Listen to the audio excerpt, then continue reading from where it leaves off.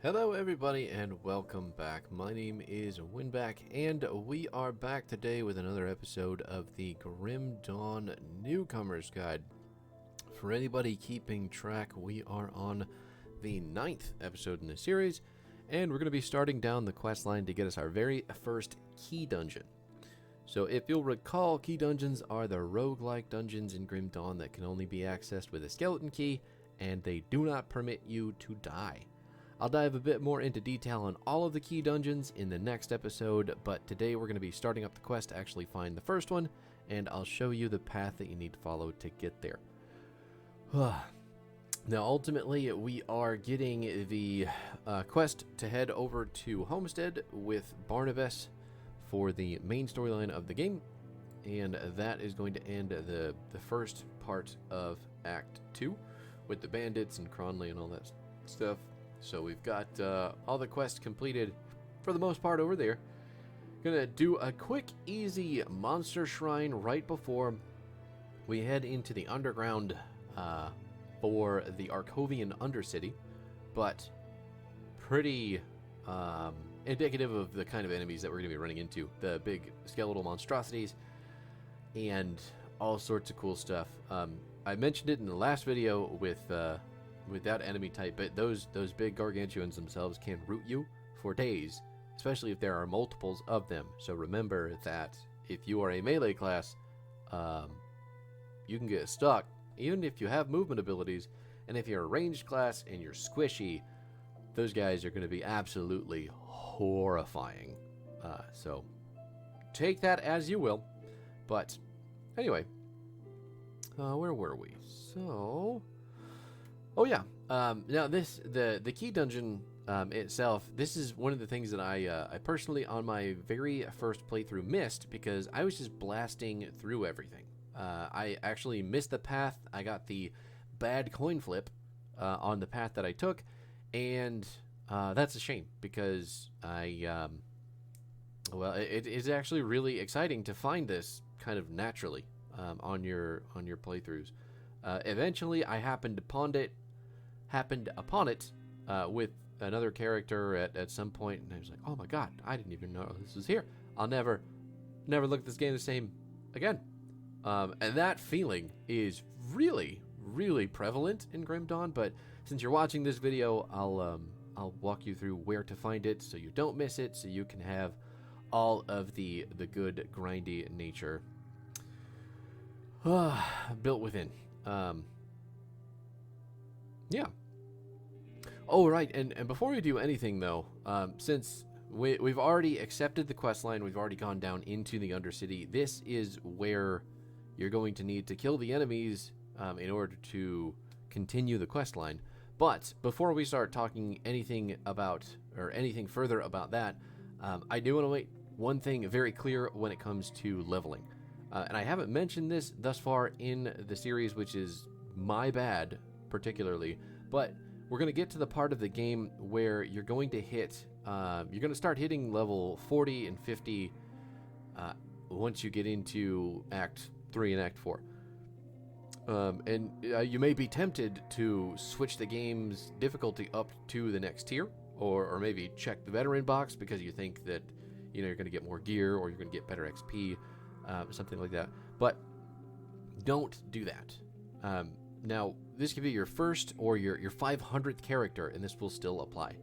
And this is just from my own experience and people who've commented on videos in the past for my other Grim Dawn stuff. But normal difficulty is going to be your most efficient form of XP gain until about level 60 to 65. And that's great, too, because completing every act in the game with a little monster grinding and some side quest action should put you right about there when you're finishing the final act, which is the Forgotten Gods expansion. So, yeah, that should put you in the sweet spot. For a while, I was trying veteran difficulty, thinking, we'd get better gains, but ultimately, in the end, all it did was it just made enemies tankier. They took longer to kill. It's not like they were, killing my characters, but my build wasn't quite ready for that 60 to 65 mark, And the veteran enemies, even though they gave slightly more experience, they weren't dying as fast, so it was still slower to get the XP, if that makes sense. So veteran, while it does have some perks, and ultimately, I mean, if you just have to do it to show your friends how huge your nuts are, I mean, go for it. But veteran has never been useful for me as a difficulty, and normal is just going to be a way smoother ride. You're going to get to the 60 and 65 quicker, especially if you're using, XP farming gear, you're getting all the quests, you're doing all that stuff.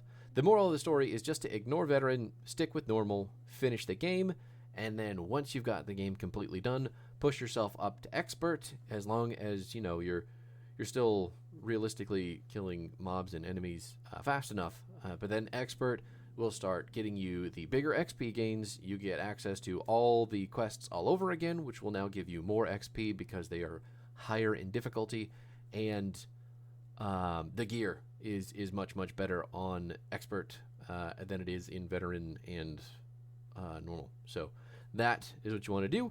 Shoot for the 60 to 65 mark, finish the game, go up to expert, then start playing the game for real, quote unquote for real. Expert is just kind of dipping your toes into, it's not the end game. End game is obviously when you're level 100, but it's going to make you more aware of what goes on in the game. Expert and ultimate are going to definitely test your build, and that is when you'll really start making decisions and thinking more about what you're doing, which is great because more difficulty means more fun because more gear. Anyway, back to this playthrough. So in order to get to the key dungeon, you'll have to kill a number of enemy heroes called the Oligarchs, and they are an Arkovian triumvirate. Is that what they would be called? We'll just say trio. They're a bunch of ghosty fuckers hiding out underneath the catacombs here, and they all have to be killed so that you can advance the quest line. You actually pick up the initial quest line, which we did, I think, in the last video, from a necromancer and his ghostly pal hanging out right in front of the entrance to this location. So you should just find them. You could just click on them, pick up the quest, and then you'll see it on the right side of the screen right now. We have to kill Nomos Dread, Laudos Vagra, and Rovina Kerr.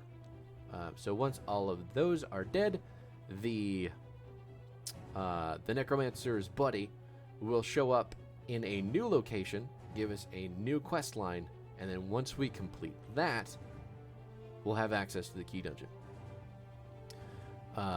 Now you do have to go through the undercity anyway to pop out on the other side and continue the quest. That's just for your main story. You can't, on your first playthrough, you can't not go through the undercity. There is a bridge to get to where you need to go also, but it's broken.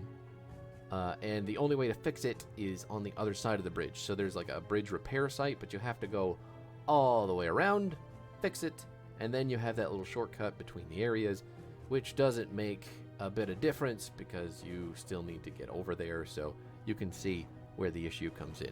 Also, you still want to come down here and do this anyway. I mean, unless you're like level 100 and you just have something really specific that you're shooting for, you want to go through the undercity, farm all the enemies, get all the good stuff going here, because it's just going to push your character further, and you have to level. You do not want to miss all of these XP opportunities. Whew. So all you first timers are basically going to have to swing through the underground no matter what. That's the long and short of it. Now, the three big bads in the undercity do have varying degrees of difficulty, but they are always going to be located in the same areas in the stage, so no matter what you're doing, you'll always find them in the exact same spots. That being said, there are a couple different levels to the undercity. So there's like the first level, which you can, if you're not paying attention, you can just click on the exit on the first level, you go through, you hop out, you're in the Broken Hills, maybe you just continue on the path. If you don't actually look for the entrance to the second floor, you can skip this whole thing not kill these enemies, not get the key dungeon, and continue on your merry way blissfully unaware. I mean, that is definitely an option.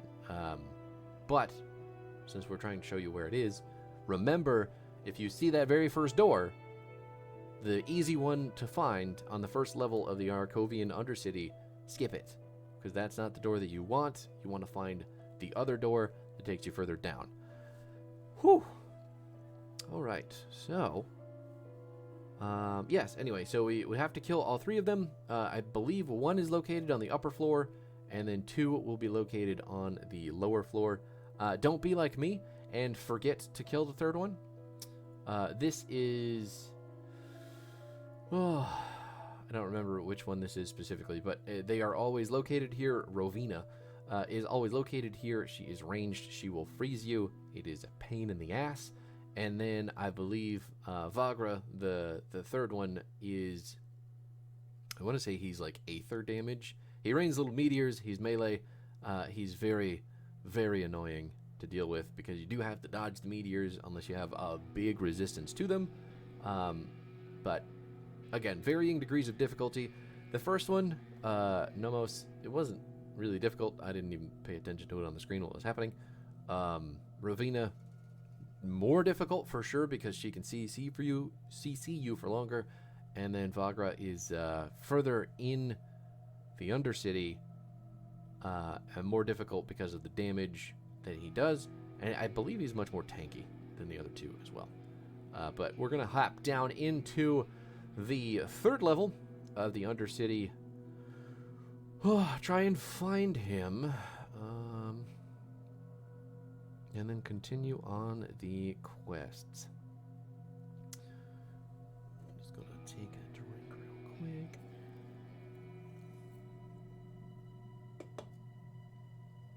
Oh, no. No, wait.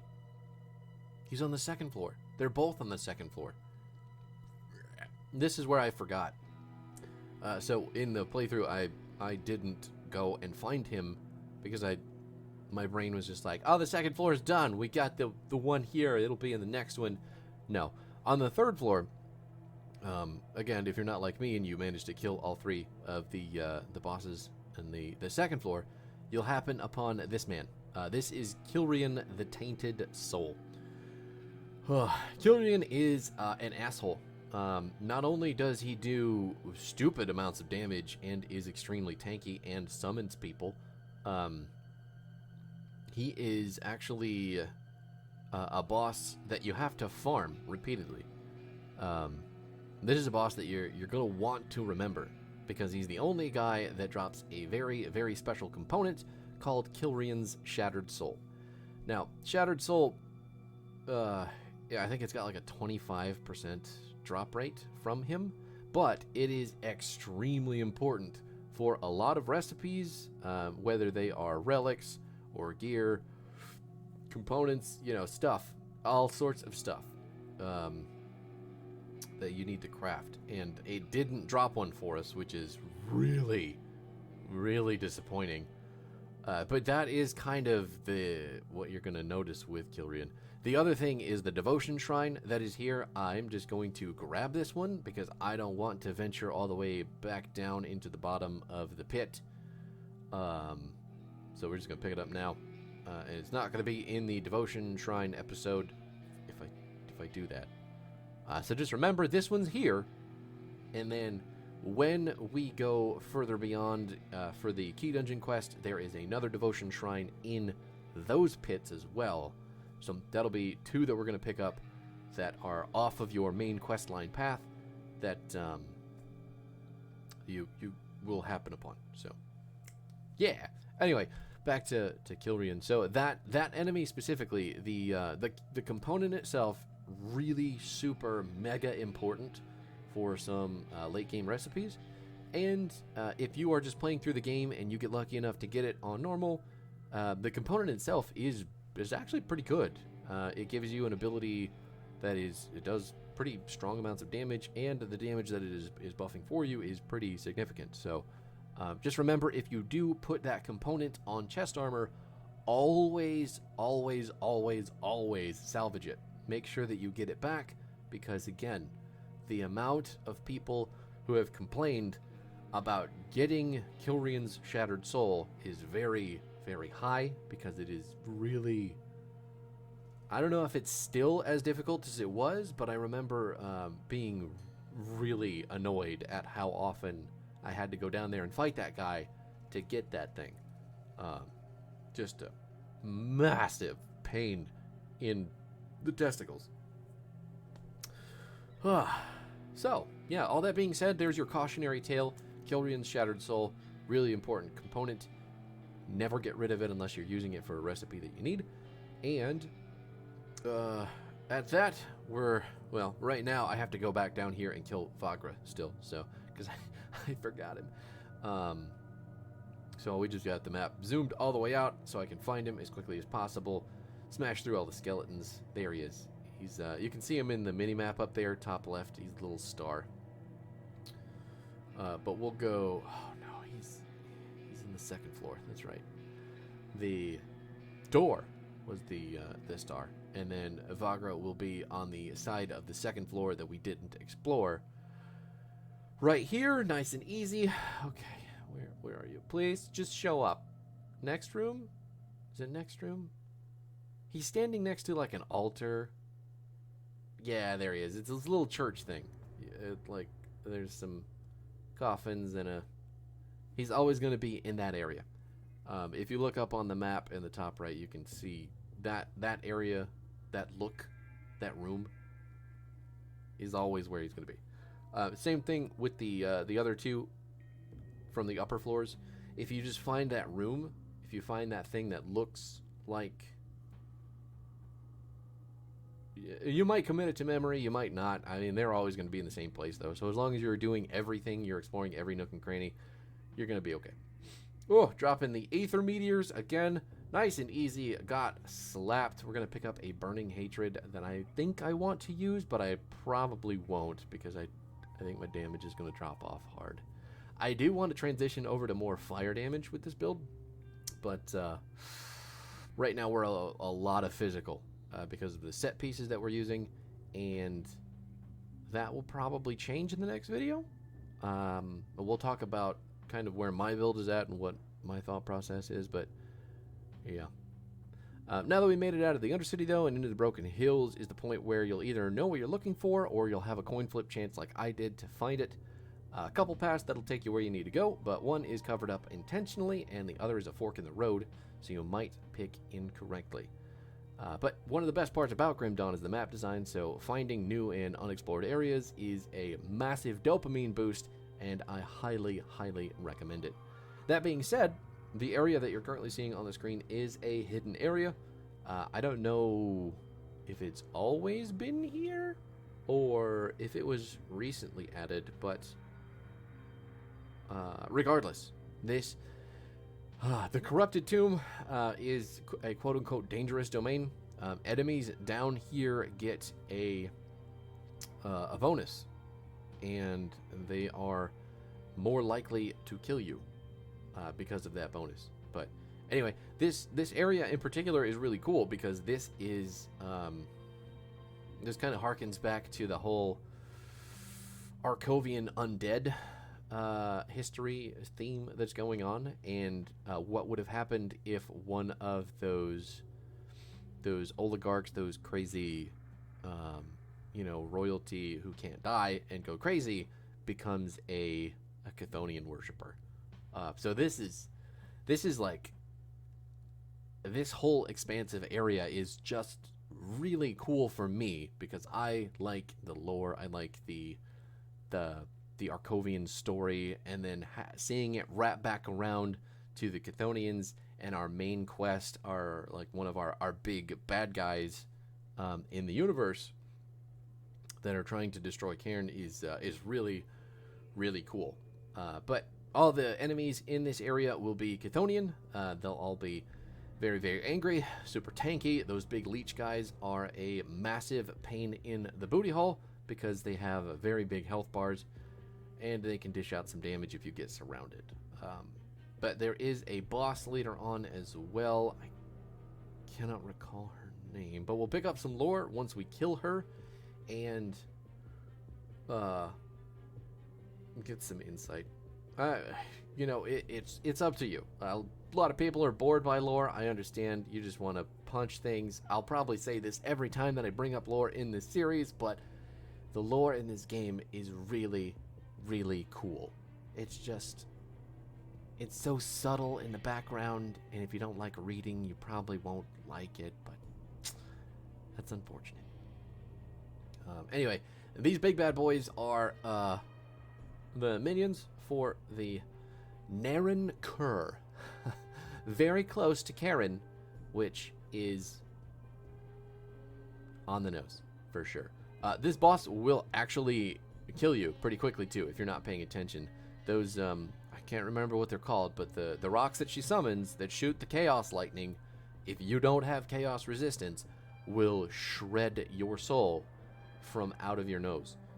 It is disgusting how much damage she does and how far we have to stay back from her so that we can kill the rocks and actually do damage to her as well.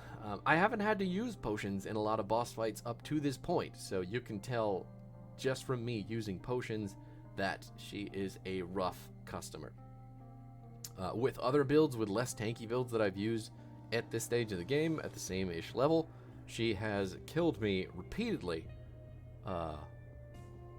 I keep saying she. I don't know if it's actually she. Naren just sounds like Karen, so I'm assuming it's a lady.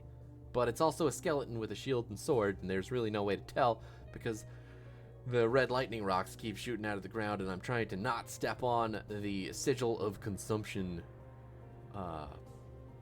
which is also a really cool ability. If you were paying attention at all to the build possibilities, like the montage video that I made, those sigils can get huge, especially when on my Witchblade. They are enormous, and I love them. But that's going to do it for this video, guys. We'll be back tomorrow with the actual key dungeon gameplay and breakdown.